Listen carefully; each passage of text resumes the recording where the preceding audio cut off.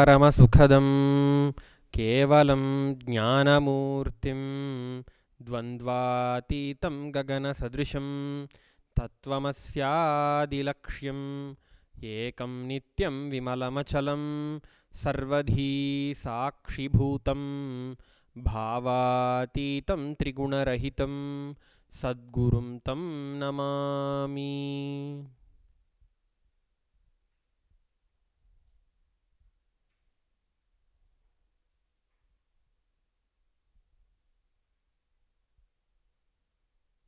Nityanandam.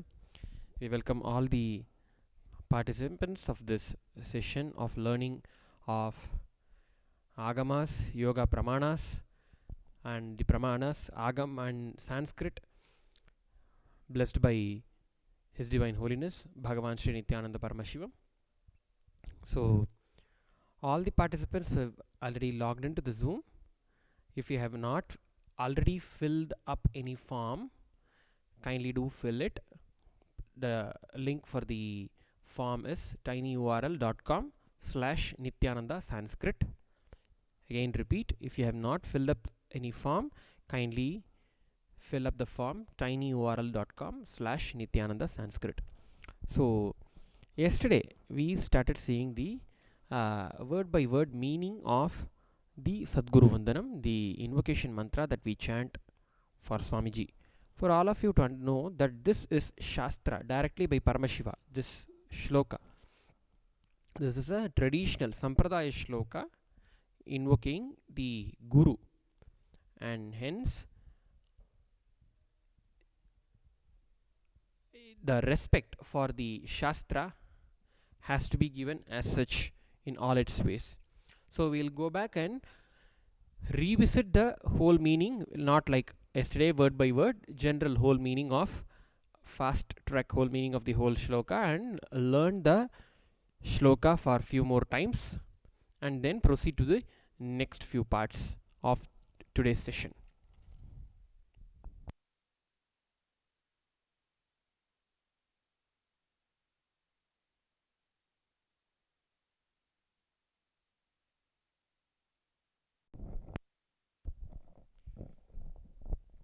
So we started with the Nityanandam Paramasukhatam shloka.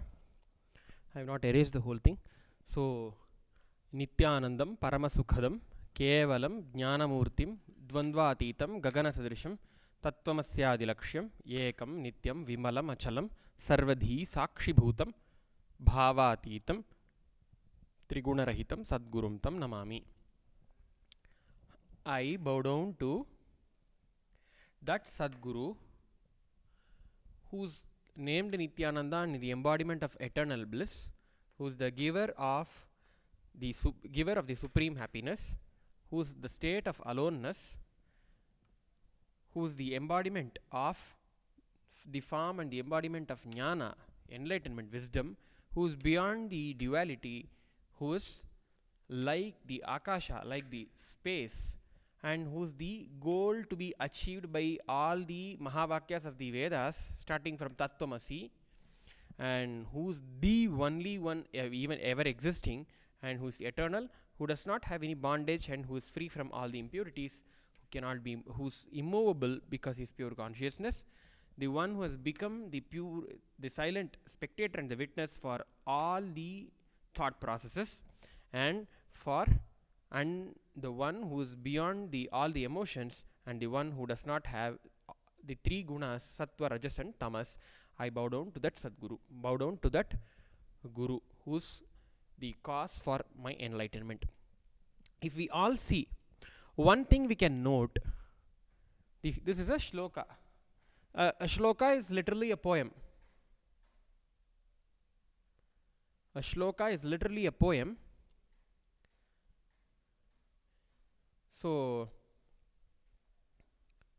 in a poem, the order of the words can keep on changing, but if you can see the way I deciphered the meaning, it starts this way. If I put it in English, I bow down to that Sadguru who, etc. So it is one thing we all need to understand now, that this is an important thing that we need to know. The order of words of English wherein you say, for example,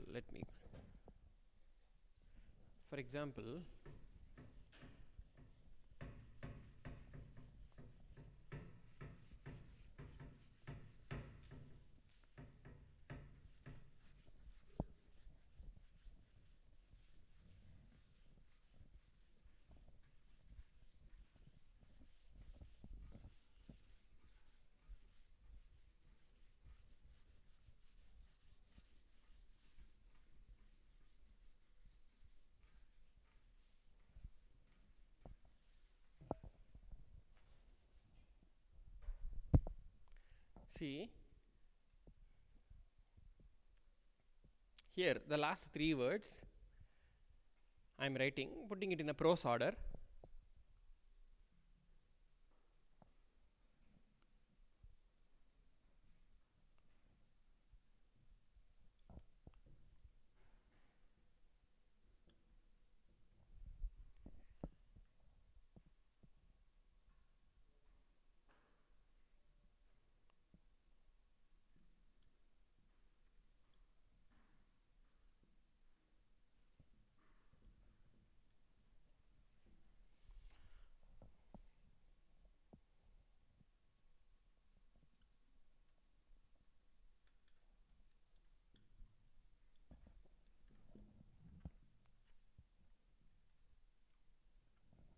Okay, if you see,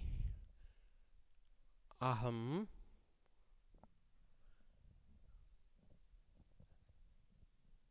tat Sadguru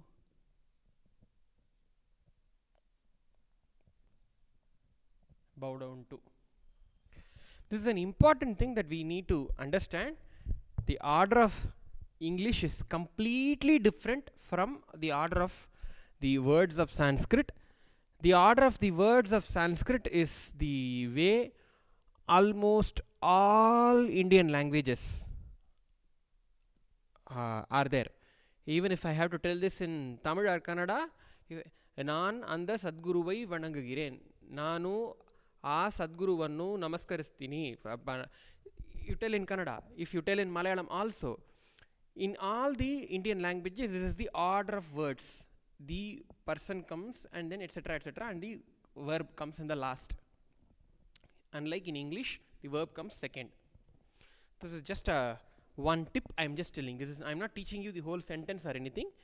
If you can notice, if you are shrewd enough to notice the way things go off, if you have the eye of watchfulness, then you can notice this one thing. So I just told you this. So we'll go back and learn the meaning of the whole of, we'll repeat the Sadguru Vandanam. Let me chant it once, each word.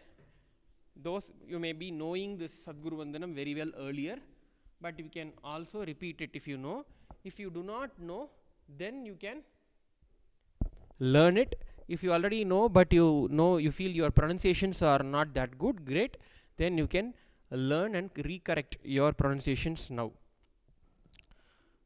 I'll again write it down so that I can show.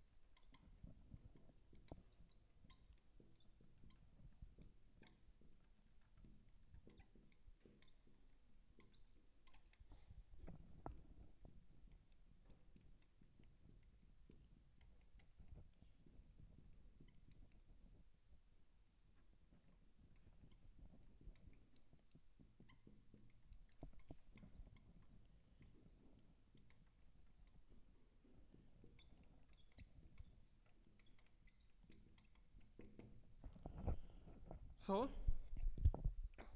we already yesterday told Triguna Rahitam, the one who does not have the three gunas, the one who does not have the attributes. Then what the question arises, then what are all these? Are these attributes for the for Swamiji? No, we already told these are not attributes, these are all nature. These are all called Swabhava, not Guna. One important thing that we see in the Hindu tradition, that a unique thing that we see in the Sanatana Hindu Dharma, we worship the cosmic energy, Paramashiva, in various different forms and various different names. For example, even in the case of the form of Paramashiva, Sadashiva himself, with the in the form of wearing a tiger skin, wearing Rudraksha, wearing Vibhuti, having the crescent moon on his head, in that form itself, having Trishul, Damaru, for that very form of Paramashiva himself, we chant, we call him in thousands of names. Linga Purana calls him in 1,000 names. Another Purana calls him in another 1,000 names. Rudrayamala Tantra calls him in another 1,000 names. Like this, these are all called Sahasranama, 1,000 names. Why do we call Paramashiva, the Almighty, Supreme, Cosmic Consciousness, Cosmic Energy, with various different names? What is the use? If we understand, we can appreciate why we chant this and what it does to our system. Finally, we all, at the end of the day, do call ourselves as seekers, wanting to experience and get established in the state of enlightenment that Swamiji is established in. In the Sanatana Hindu Dharma, this one concept, this one truth, which I should rather say, this one truth, with whatever quality or with whatever invoking whatever quality, invoking whatever swabhava, invoking whatever aspect of the devata, that deity, you worship that deity, that same qualities get invoked, that same swabhava gets invoked in all of us. That is why we call Ganesha as Vigneshwara, Ganapati, Vinayaka, so many names. Gauri Putra, Shivasuta, so many names. We say call Shiva Shambhu, Pinaki, Mrida. Even in our everyday Shiva Puja, we worship him with Om Bhavaya Devaya Namaha, Om Sharvaya Devaya Namaha, Om Ishanaya Devaya Namaha, Om Pashupate Devaya Namaha, Om Rudraya Devaya Namaha, Om Rudrasya Devaya, Om Ugraya Devaya Namaha, Om Bhimaya Devaya Namaha, Om Mahate Devaya Namaha. With 8 names, we everyday worship in our Shiva Puja. The reason why he's finally we call him only Shiva, then why do we call him with so many names? This is because this one truth, with whatever word you call, with whatever name, that name denotes, if the name denotes some swabhava, a swabhava, an aspect of the devata, that same aspect, that same swabhava of the devata gets invoked in us. When we invoke Swamiji with the chanting or with the name of Nityananda, eternal bliss, the giver of supreme happiness, all these swabhavas, all these start getting invoked in us. That is why we use a full shloka to invoke him with all these attributes. Paramashiva only gave this, Paramashiva in the Agamas only has given this shloka itself for the worship of Guru. At the end of the whole shloka, if there is a one small line, it is only Sadgurum Tam Namami. I bow down to my master. If it is I bow down to my master, why should we worship with all this? The reason why we worship, why we invoke the presence of His Divine Holiness with all these swabhavas, of the state of Nirvikalpa Samadhi, is because we also will start imbibing and start radiating those that swabhava. Okay, so this I wanted to share with you. And one more thing, the word Namami, before I enter into the teaching of the chanting, the word Namami means, it comes from the verbal root, there are around approximately 3000 to 4000, approximately 4000, can put approximately 4000 verbal roots in Sanskrit. They are called dhatu. Dhatu means root.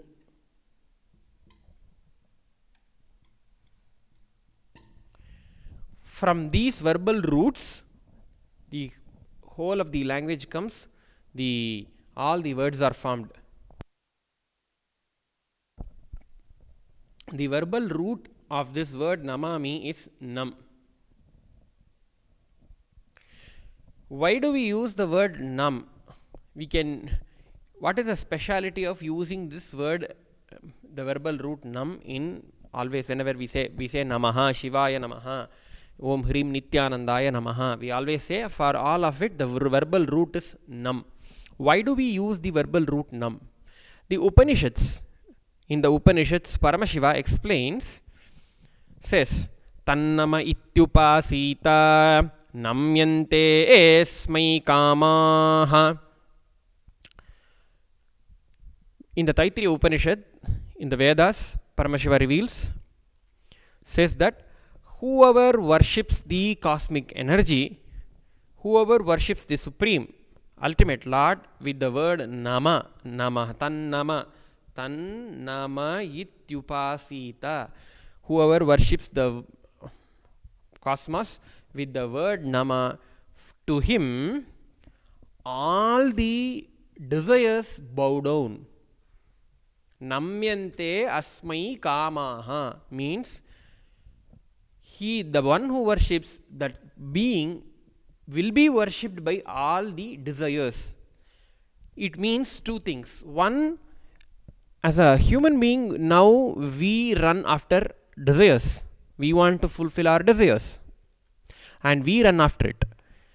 In that case, when we worship the cosmic energy, we worship Paramashiva with the word nama, namaha. When we worship with that word, the desires start worshipping us. Means you need not run after, you need not struggle to make something happen. If all those desires are at your disposal, whatever you wish immediately starts getting happening. One. Number two, you go beyond all the desires, you go to a state wherein you don't even have desires, and desires don't matter to you and they follow you simply. You don't follow them. So this is the reason why we worship Bhagavan with the word namaha or with the verbal root nam. Now I'll start repeating. Please repeat. Once I repeat, if I say Nityanandam, I'll give a pause. During that pause, please repeat the word twice. Whatever I am chanting, please repeat it twice. Why do we repeat twice? Dridhikaranarte dviruktihi. Repetition twice is called dvirukti. Ukti means saying. Dvi means two. Dvirukti means twice, saying twice. Dridhikaranam means for the sake of stability, for the sake of stability of the memory, so that it gets registered in your brain. We say twice while you learn, especially. So as I say, please repeat twice. Nityanandam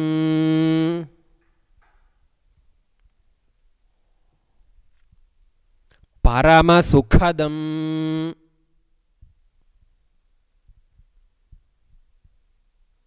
Kevalam Jnanamurtim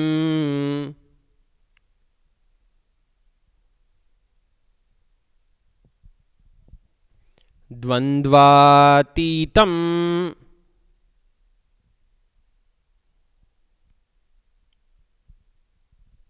Gagana Sadrisham Tattvamasyadi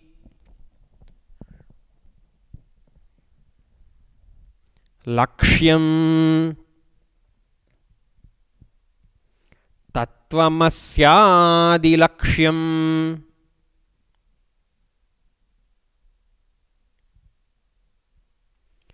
एकं नित्यं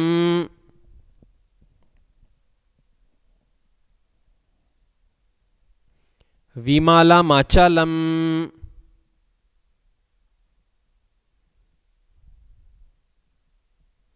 सर्वधी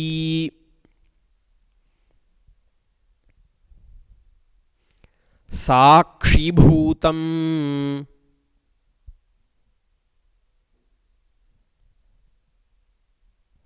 भावातीतं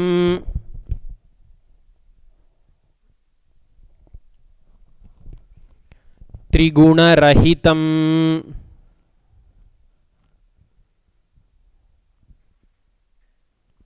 सद्गुरुं तं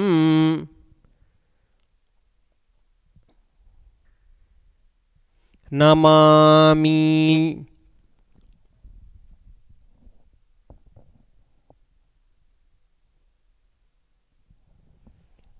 नित्यानन्दं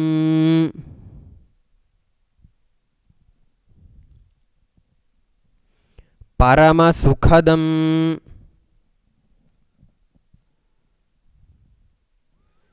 केवलं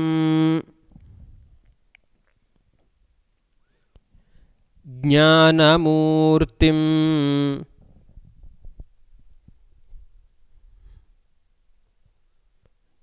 द्वन्द्वातीतं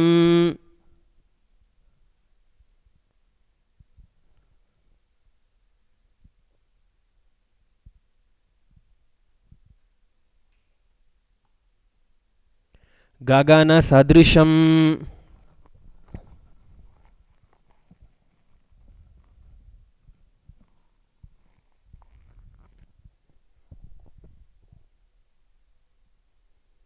तत्त्वमस्यादि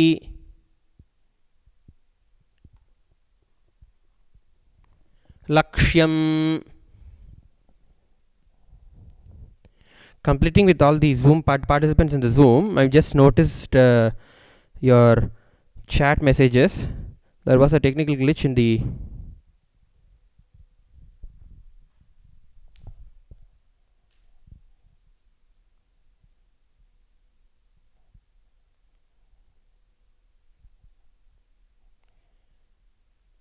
system. It automatically got the mouse automatically moves over, and it had got muted by itself. I've just fixed it.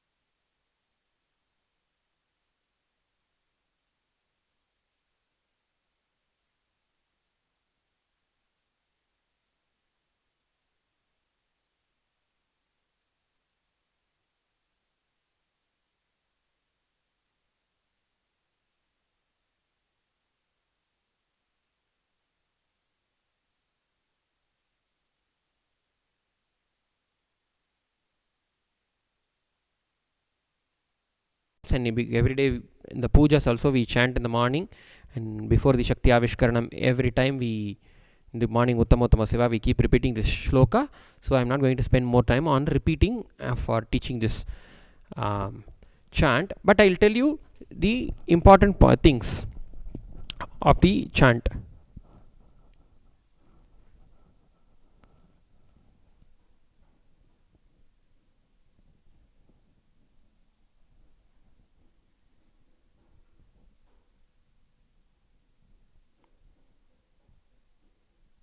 So these, same way.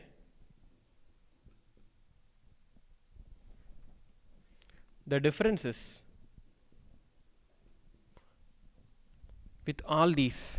What is the difference between pronunciation? And also, first I'll finish this.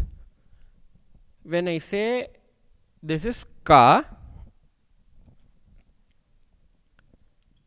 this is kha. The second one is kha.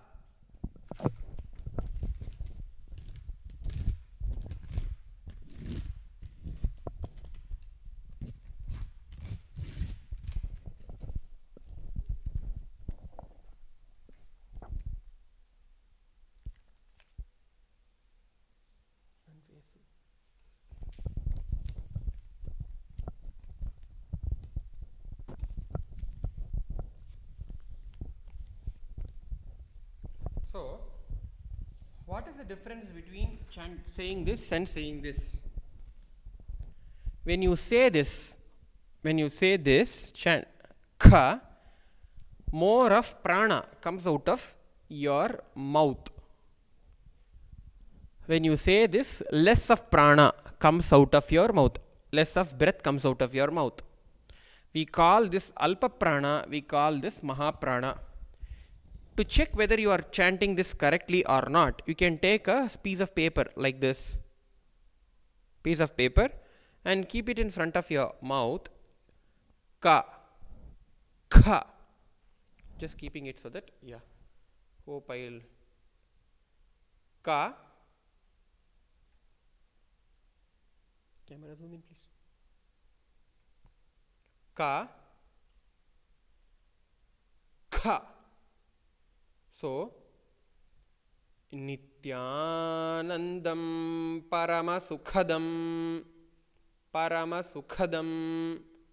Sukha, Sukha, Kha. So, you're getting it? Same way. Sarvadhi, Sakshi Bhutam, Bhavatitam. This is the way you can check for your own self. There are so many participants who have logged in, so it will be difficult for me to check with each and every one. So this is a way you can check for yourself whether you are chanting it correctly or not. This is wherever, like bhavatitam, sarvadhi sakshi bhutam, paramasukhadam, in all these places. Wherever you have a consonant other than yes, and you have a H behind it. Any consonant and followed by H not equal to S. If this is the case, if it is, you can put it like B. If you put bha, if it is K, kha, if it is P, pha, if it is D, dha, like that you can understand. So what happens if you put, we don't get SH in this notation, but what is this difference between this, a stroke above and a dot below? I'll teach you now. I'm erasing this off completely. So those of you, I'll give you a minute. If you have not noted down anything that you want to note down, kindly note down from the board.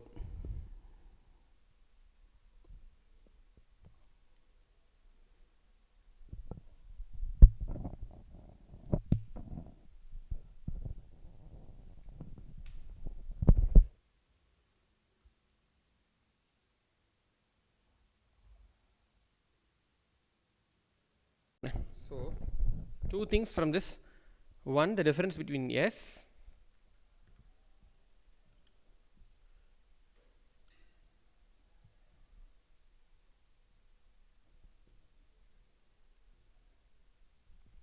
okay.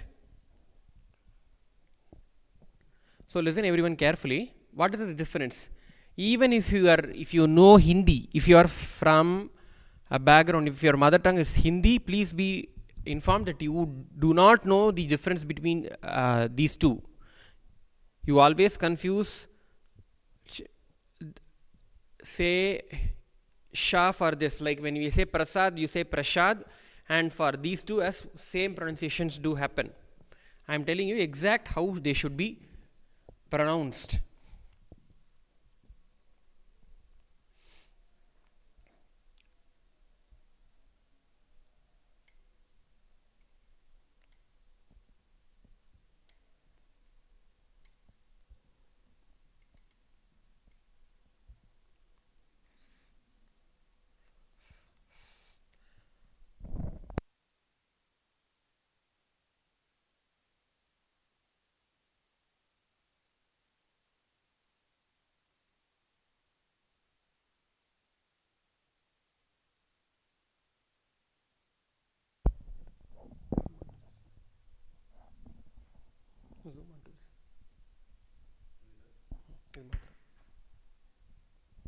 So let us suppose this is a cross sectional view of your mouth. This is your upper palate, this is your lower palate. These two are the, this is the upper teeth, lower teeth, same way here, and the arrow represents your tongue.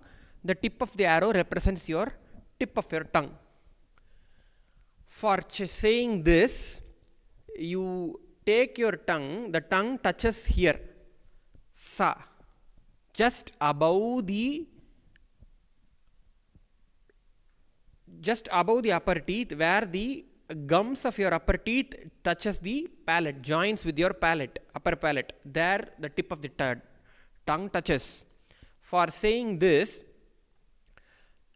the tip of the tongue is slightly bent below the lower teeth, just below the place where the gums of the lower teeth and the palate join. We don't call it as a lower palate, it is big, I don't know the technical name, the place below your tongue.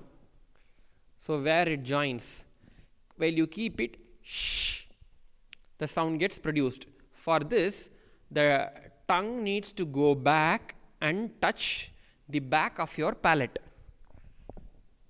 If this is the bisector, it should go beyond the bisecting point. Shh. So the sound, what will be produced is, first is sa, like how we say sister. In English we say sister or I see, that is this. This too, because the slangs of English itself differs across the globe, I am not able to tell exactly how people say, because many people, for example, you say I should go, that should, sha, it is little in between these two. Many Indians say should using this, so I am not telling how it will sound. But when you say Shiva, when you say Shiva, this is Shiva, Shiva. Do not pronounce this, understand this pronunciation based on how you pronounce Shiva. There are many people who say Shiva, Sha, using this. That's wrong. I am saying, like how I said, using a piece of paper, how you can verify whether you are pronouncing it correctly or not, keeping this picture and being aware of where your tongue touches your palate, touches your mouth, which part of the mouth is being touched by the tip of your tongue, how your mouth works when you chant. With this you can understand, you can correct yourself. But the correct pronunciations, if you can catch, please do catch. Sa,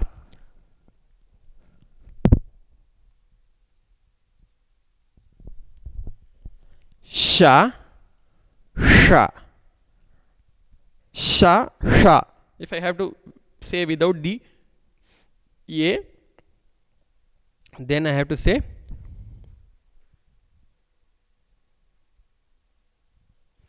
if I have to use without the a, this is s, this is sh, This is sh.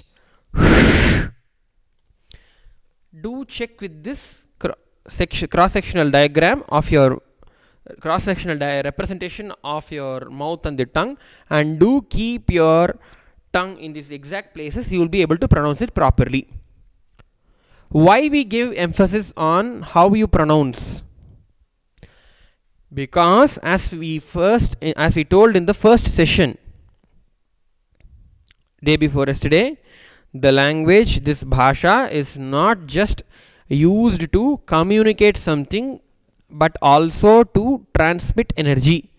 This has phonetic effect in your whole body. Like how yoga is done, when you do yoga, hatha yoga, your whole body, all the muscles, the nerves, nadis, and the bones, everything gets activated and start getting used completely. And like how if you practice Raja Yoga, you get to know the yogic anatomy of your subtle body, and you gain access to, and you use the chakras and the nadis properly. Like the same way, pronouncing this language correctly is a direct exercise or a kind of yoga. To put it in a word, yoga, it's not, nowhere in the scriptures mention it as yoga, but I am just using the word yoga so we understand that it is kind of an exercise where it gives full training for your mouth and tongue. When you do this, when I say sha sha, for this sound the kundalini responds in a different way. For this sound the kundalini responds in a different way. For this sound the kundalini responds in a different way, and hence the importance is given for the correct pronunciation. So please pronounce it correctly.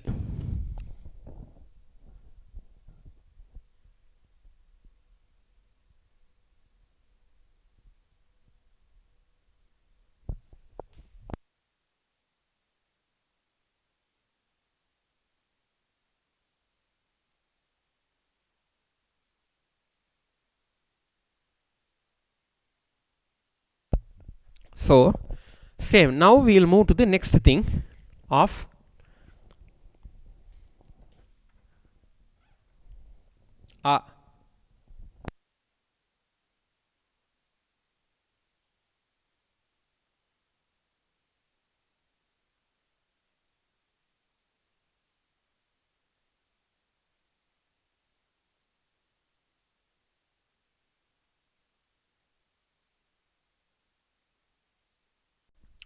the difference between ka, kha, like ka,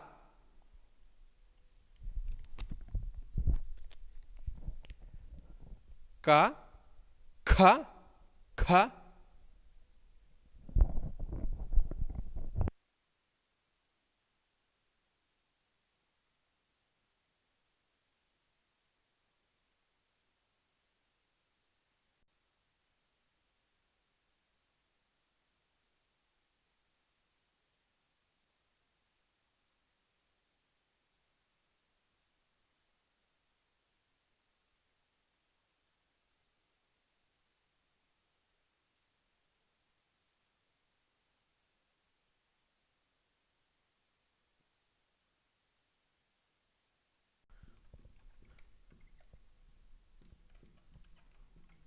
Samskritam.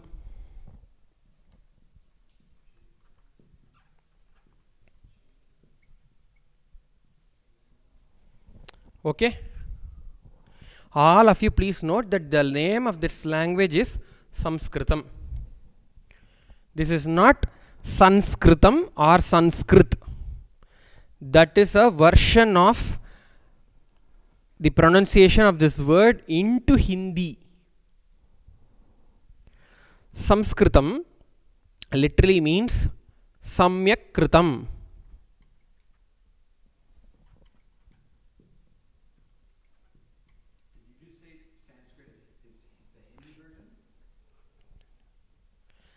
Samskritam.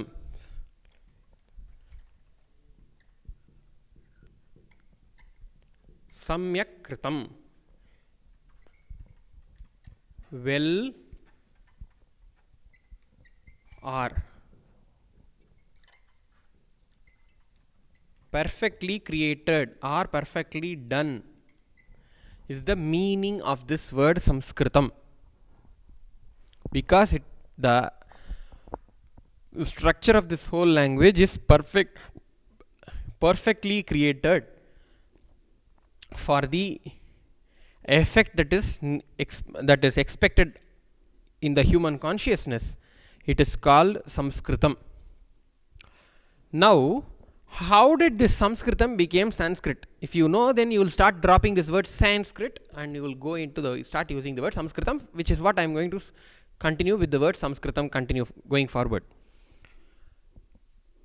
This one, if you say, if I have to put the notation properly, this is a dot below.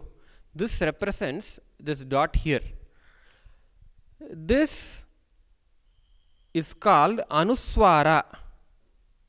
This dot is called Anuswara in this language. This takes this change. The pronunciation of this changes according to the alphabets that are following, the next alphabet that is following. In this case, it will be only some. If there is no other alphabet that is following, then this will be pronounced as as M. The pramana for this is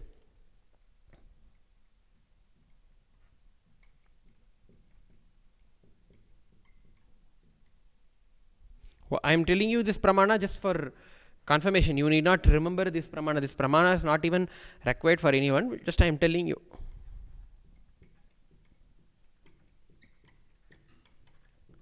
This is a sutra.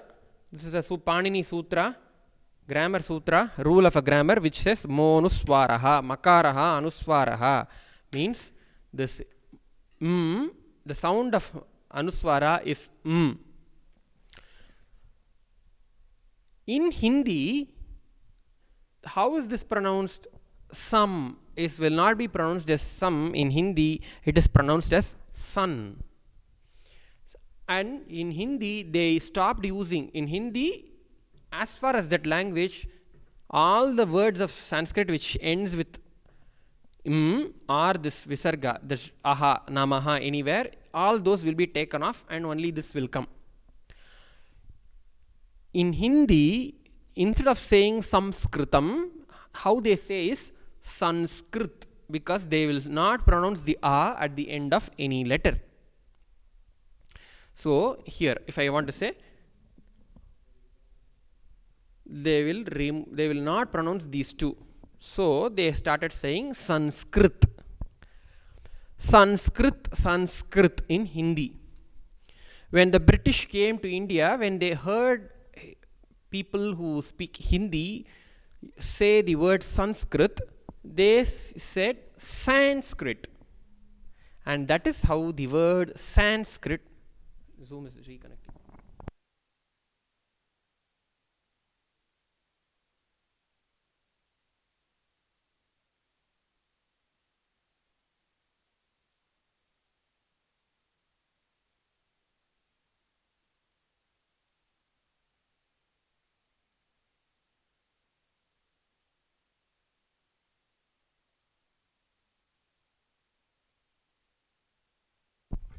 So, that is how the name Sanskrit came into existence. Sanskrit is the anglicized version of the Hindi version of the word Samskritam. So, the correct pronunciation for the correct name and the correct pronunciation of this language is Samskritam. Why we don't use the word letter I? I'll tell you little later, you will understand. So, this is the word Samskritam is the correct word. The meaning of the word Samskritam, meaning of the name of the language Samskritam is Samyak Kritam, perfectly created, well done. Okay. Next is Because we said this first 21 days we will be covering the syllabus of the sessions on Sanskritam and Agama and the Pramana from the Nityananda Yoga Teachers Training Program. So that is why I start here. Yoga. The word yoga comes from the dhatu. Dhatu means verbal root.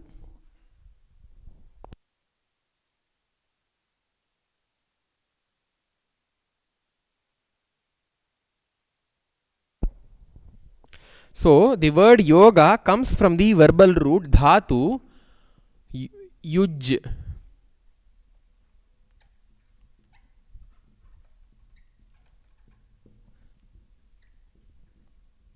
Yogaha, from the verbal root yuj.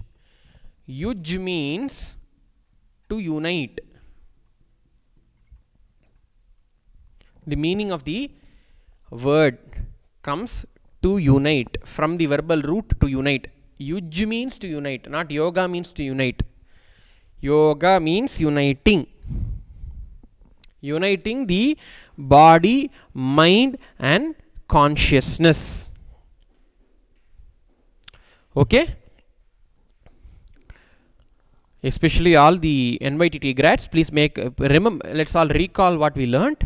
So anyone who, when people call what is yoga, it comes, yoga has a religion and that religion has a language, and in this language yoga means to unite. Not just unite your own. The yoga does not mean, Swamiji says yoga does not mean union. Yoga means uniting. Uniting the action of uniting your own self with Paramashiva. Experiencing the oneness with Paramashiva, the action, the bodily action which when done, or any other action, because Bhakti Yoga also is there, because Karma Yoga is there, Bhakti Yoga is there, Hatha Yoga is there. There are so many yogas. So yoga means the action of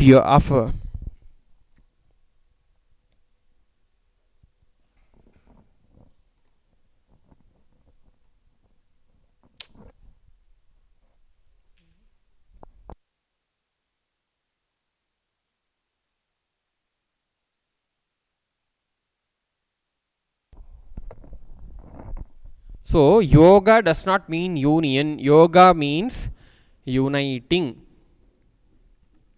And uniting yourself, uniting the Jiva with Ishvara, experiencing the oneness with Paramashiva. The action which makes you experience the oneness with Paramashiva is yoga. Okay, now I will start entering into the Aksharas, the alphabets of the Bhasha, Samskrita Bhasha.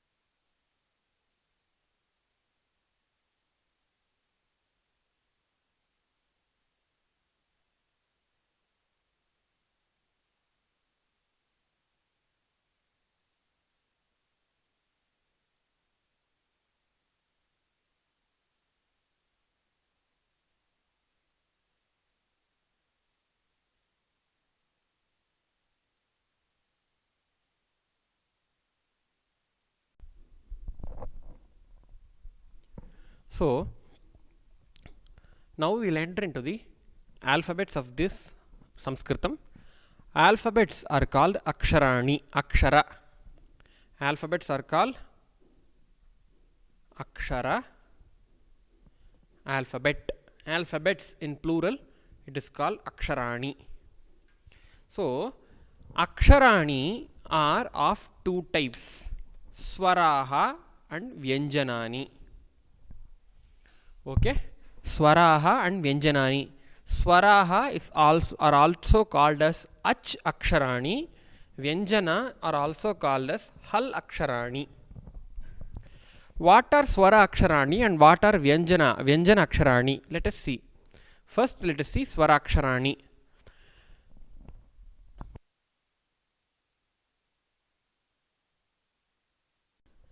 All the aksharani, the bhasha, and same way the language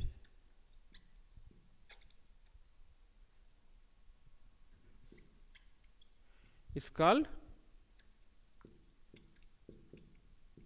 bhasha.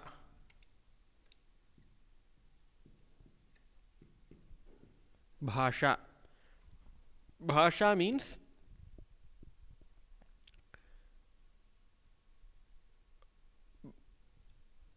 the action of communicating, the action of transmitting something is called the bhasha. The bhasha is vocal. The bhasha is written in a script which is called lipi.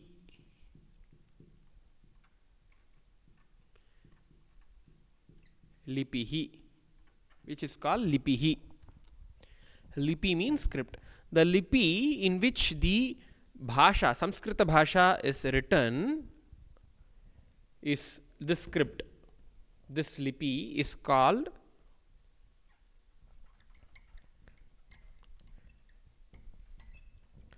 Devanagari.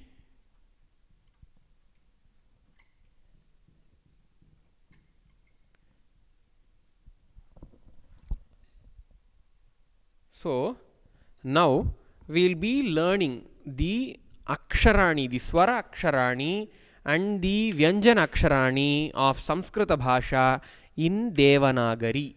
So I am going to start teaching you the Devanagari lipi.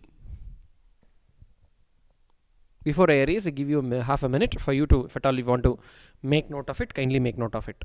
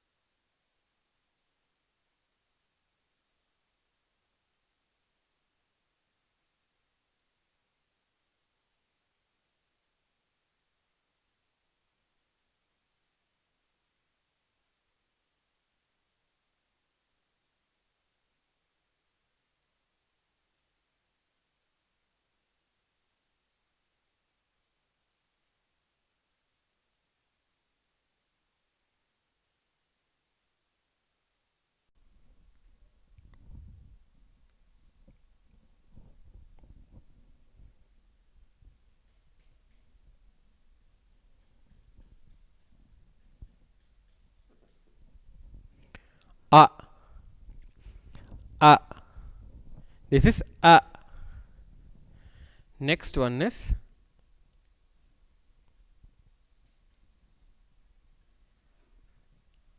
A.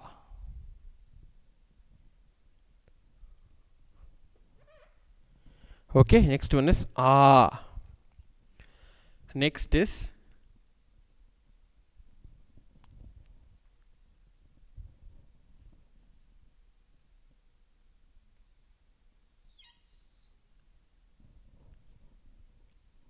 E.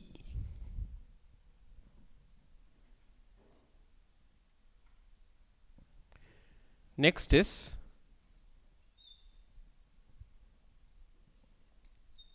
E.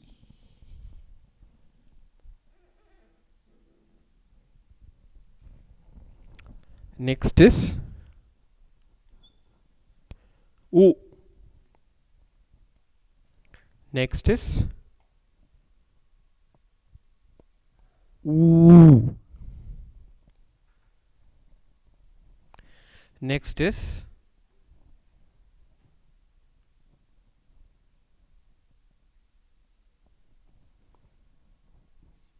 r.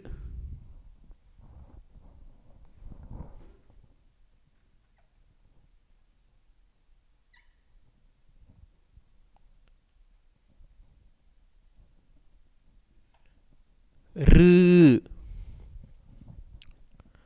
Next is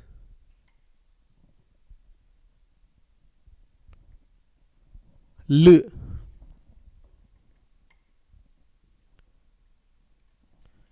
L.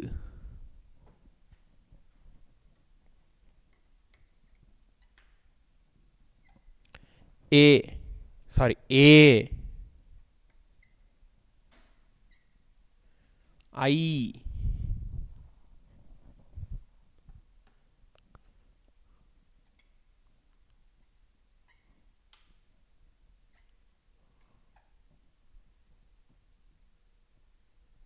O.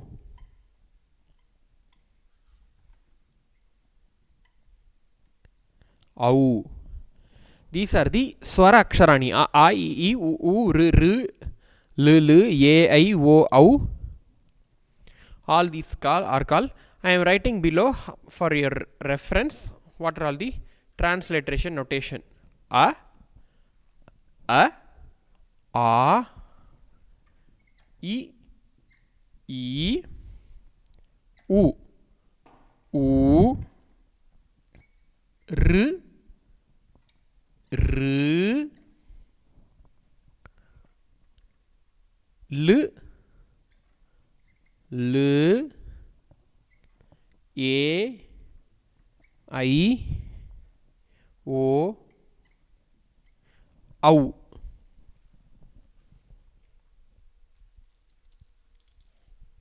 This is not Ru, not Re, this is R. In between Ru and Re. Same is elongation of the same. This is L, this is L. This is A, I, O, Au. Kindly note it down.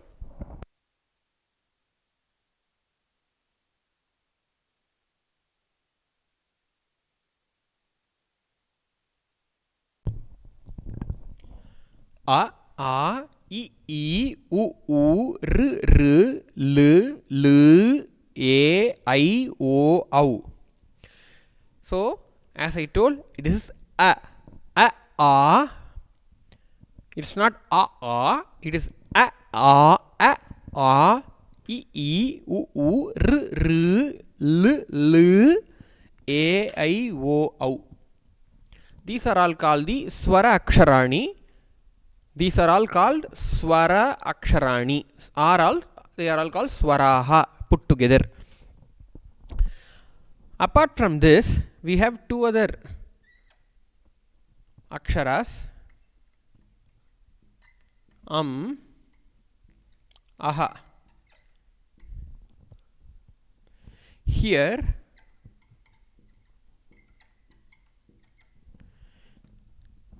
this is called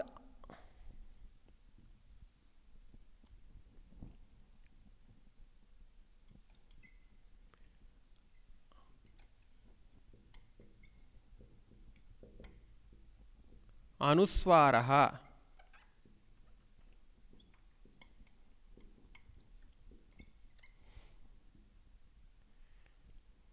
This is called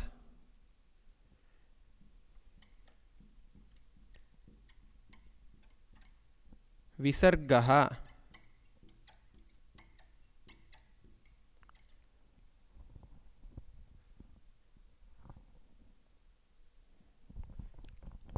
How this pronounced? The pronunciation of this depends on the previous Swara Aksharam. It can be Ihi. This is a variable. For example, this is X. above that one dot, this is x, wherein x is a variable, x is in between anything between r to au. Just make note of it, you will understand as we go further. So please repeat, open your mouth and say a, e. I'll give a gap for you to repeat. A,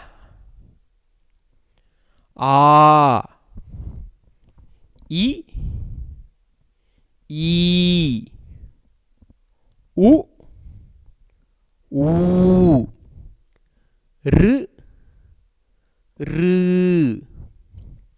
l, a, I, o, au. These are all put together called swaraha. Repeat, swaraha. The other two, after the swaraha, there are two other special notations which are called anuswaraha,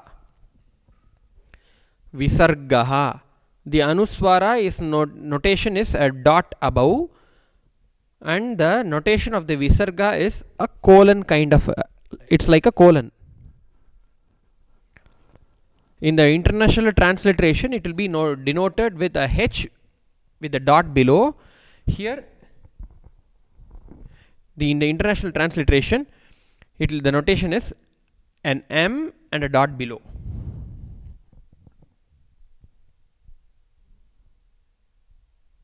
Okay. So now above this itself, before we conclude today's session, for a few, everyone watch your screen.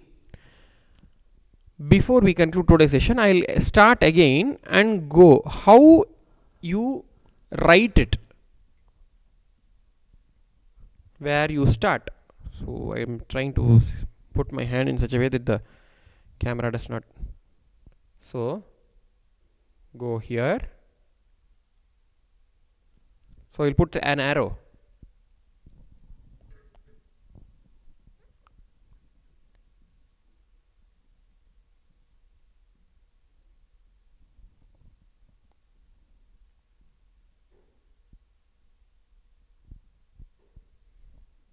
Okay.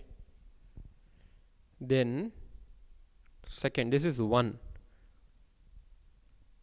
This is 2. You go up. Up is 2. Then come down. 3. And this is 4. So you write, start from here, down, take it up and below, and then a stroke above. Next, same way.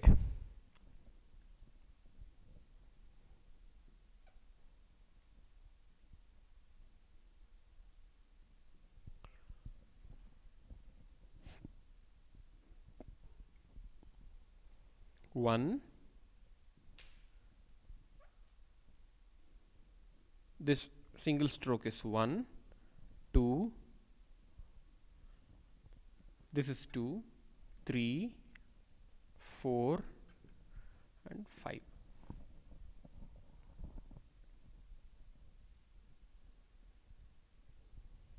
Next,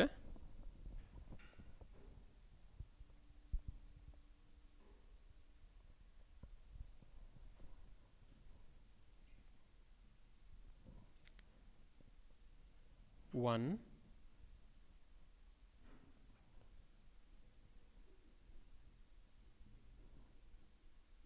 this is 2. All these put together is 2.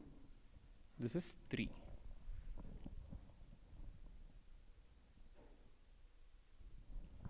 Next one,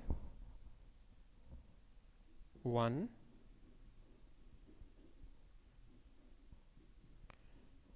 this is 2,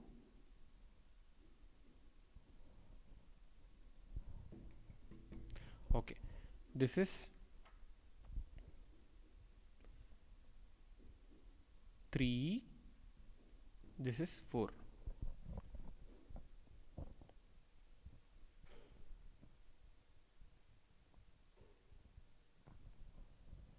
Coming down here,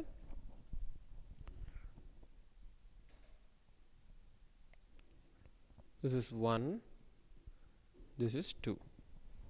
Here 1, 2,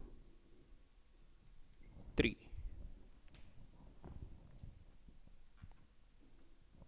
This is 1, 2, 3, 4. 1, 2, 3. This is 4.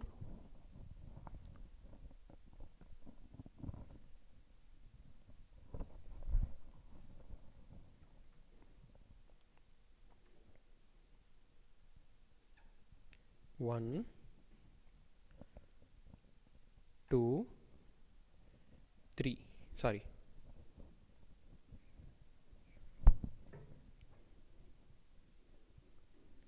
3, 4. This can also be written this way. Write it like one way. 4, 1,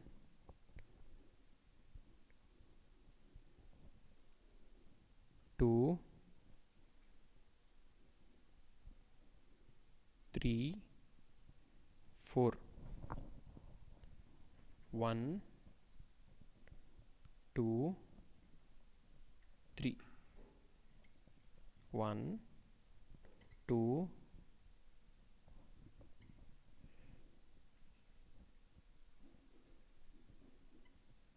3, 4.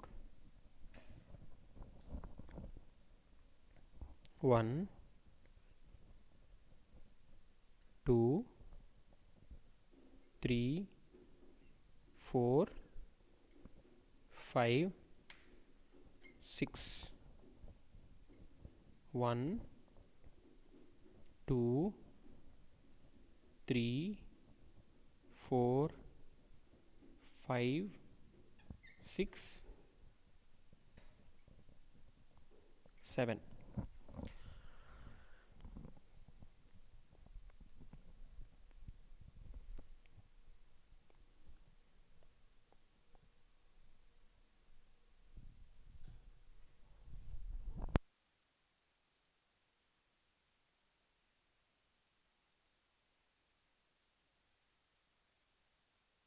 It so and share it with the world with the same hashtags that we have shared in the chat. So see you all tomorrow in the session.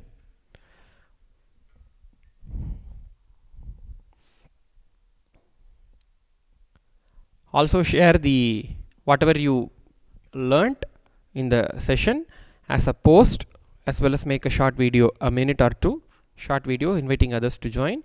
So with this offering, with this, let's offer our humble pranams and gratitude the feet of Swamiji for giving this knowledge to all of us. And with this we conclude with the Purna mantra. Om Purnamadah Purnamidam Purnat Purnamudachyate Purnasya Purnamadaya Purnamevavashishyate. Om Shanti Shanti Shanti. Hari Om Tatsat. Sarvam Bhagavat Shri Nityananda Paramashiva Padukarpanamastu. Om Nityanandam.